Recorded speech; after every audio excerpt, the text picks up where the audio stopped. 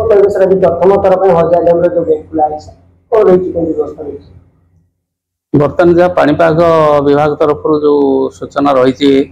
तेणु एवं वर्षा लगातार गत 3-4 दिन है वर्षा रही तेणु हलदिया जलभंडार जो जलस्तर रही विवेचना करने विचार को लेकिन आम पानी किसी छाड़ापी निष्पत्ति नहीं जो निष्पत्ति को आम जिला प्रशासन को और जिलापाल महोदय को जनईलु एवं जिला प्रशासन तरफ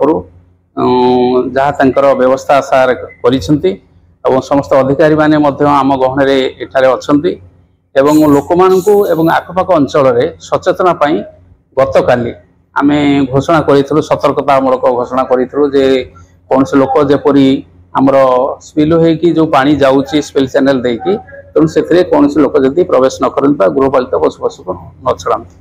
ता छड़ा आमर स्पिलवे देकी बर्तमान आम गोटे गेट देकी बर्तमान 2.5 क्यूमेक्स पानी छाड़ीचु आउ किछि समय अवधि पर पुणी आउ 2.5 क्यूमेक्स पानी छाड़ू तेणु आज दुईट गेट माध्यम 5 क्यूमेक्स पानी छाड़ापी आम निष्पत्ति नहीं परवर्ती अवस्था वर्षा एवं जो इनफ्लो होची हलदिया रिजर्वर को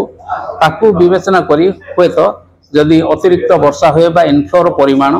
बहुत बढ़े ताहले ताकू विचार को लेकिन हुए तो आम यही जो पानी स्पिल होची तार परिमाण हुए तो वृद्धि करी पारू।